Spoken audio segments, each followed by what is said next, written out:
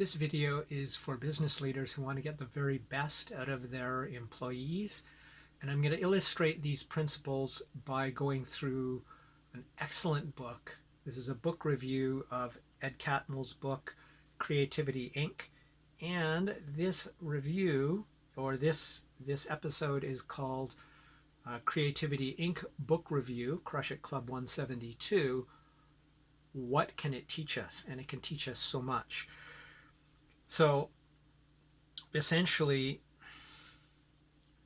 the first lesson, and I'm just going to fire off these lessons. I will put links and eventually cards in the video, but links in the description, because that will help you go follow those references regardless of where you see this video.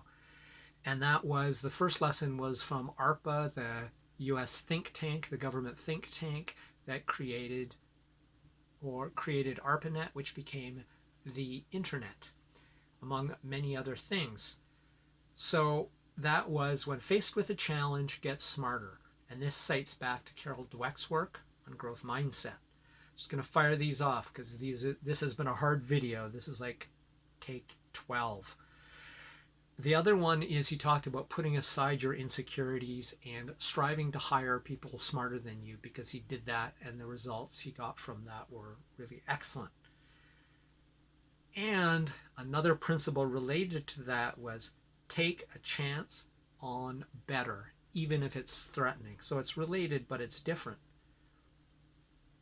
He also talked about how when you're hiring all these exceptional people, exceptionally talented people, that if you make your organization flat and basically entrust them to be capable of taking care of themselves and taking responsibility for their own progress and work as far as is possible, and giving them that autonomy, that will actually give you better results. And the research also bears this out. Jim Collins called it one person ultimately responsible in his book Beyond Entrepreneurship 2.0, and it aligns very well with Daniel Pink's idea in Drive that autonomy is one of the three factors that produces the best motivation and results from employees, especially in a results-only work environment, which is sort of the ultimate version of that. Is like, get your work done on time and at quality. Other than that, we don't care about any of the details. It also relates to Ray Dalio, and I'll talk about that in a second. But first of all, I'm going to talk about the P in the EPIC formula, as I called it in the book review that I recently did on The Power of Moments book review, which was about, or is by the Heath brothers, and it's about how to create meaningful moments in both at work and in your personal life. So it's not specifically about work or getting great performance, but it will lead to it, because the P in this formula is pride. And when people can take pride in their accomplishments, in what they do, via you giving them autonomy, they will perform better. So for the Ray Dalio one, he takes things a little further, and this is about the flat organization and how people are actually mandated to, in the flat organization, when there's a problem or when there's something where a group of people get together to create group genius, which is a term from Keith Sawyer's book by that name, that what you should do is you should, or in his book Principles, he says that it's written right into the language of the contract, that if you have credible evidence that there's a problem, that something isn't as the group seems to think it is, that you need to bring it up regardless of status, rank, experience, or anything else, provided you have a credible reason to believe this. You must bring it up, or you can be fired for not bringing it up. Now, a much more gentle version of this is psychological safety. Now, psychological safety, the critical factor is that you feel that if you bring something up, that everybody in the organization feels, honestly, sees from the results, that if they bring something up, they will be safe and there is no repercussions for speaking against the boss or speaking against anybody else about a specific point because they have something valuable to contribute.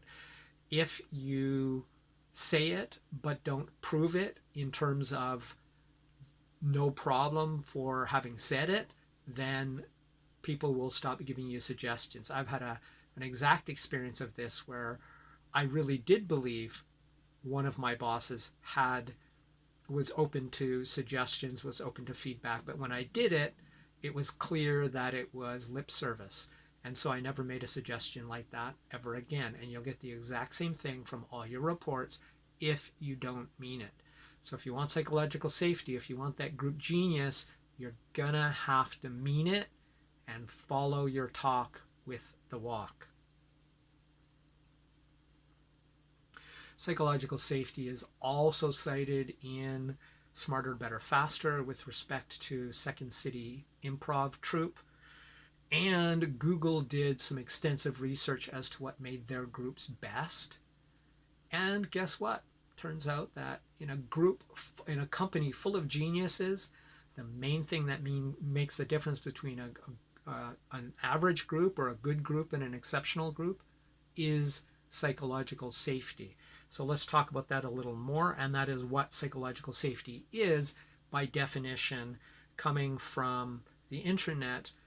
And this term, by the way, is from Amy Edmondson of Harvard. She's the one who created or coined the term psychological safety. And psychological safety is the absence of interpersonal fear. That is, regardless of what you say, whether it's critical, and remember it's critical to things, not people, is a fundamental point that Catmull brings up in the book, that you feel safe saying it. Positive or negative, understanding that it's safe to say it and that there is no fear of, as I said, absence of interpersonal fear. So another point he talks about in the book is how when him and Steve Jobs actually transitioned from selling Pixar computers as a hardware manufacturer and seller to selling finished animations, the only thing that made that feel better, knowing that there was no guarantee, as there isn't in anything in life, was that they were actually leaping towards their bliss, what they really wanted to do, which was create digital animation and ultimately feature-length digital animations. So this relates to Daniel Pink's work on the power of regret, where he did an extensive study. This is a very recently released book, another one I would recommend. And he talks about how not always, but almost no one regrets following their bliss, even if it doesn't work out. And almost everybody regrets not following their bliss because they were busy trying to please others. So if you have something you really would love to do and you're not sure whether you should, the evidence supports from that study, from the power of regret, supports the idea that you will regret not trying, but you are unlikely to regret trying.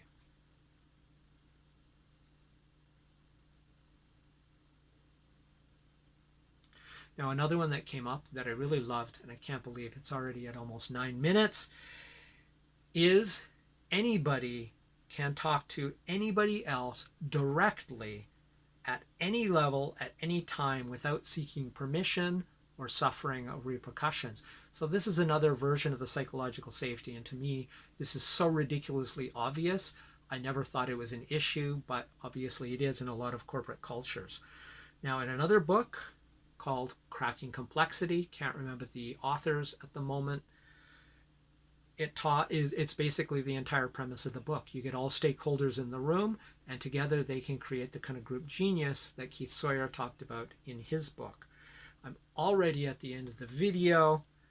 So how true are these things in your company? How many of these pieces of advice do you follow and you walk the talk? Also, please check out the recommended stuff, which will be in the recommended videos and playlists, which will be in the description, but also or ultimately in the tags in this video. That's it for Crush It Club 172, Creativity Inc. book review What can it teach us? My name is Tim B. Green. Bye for now.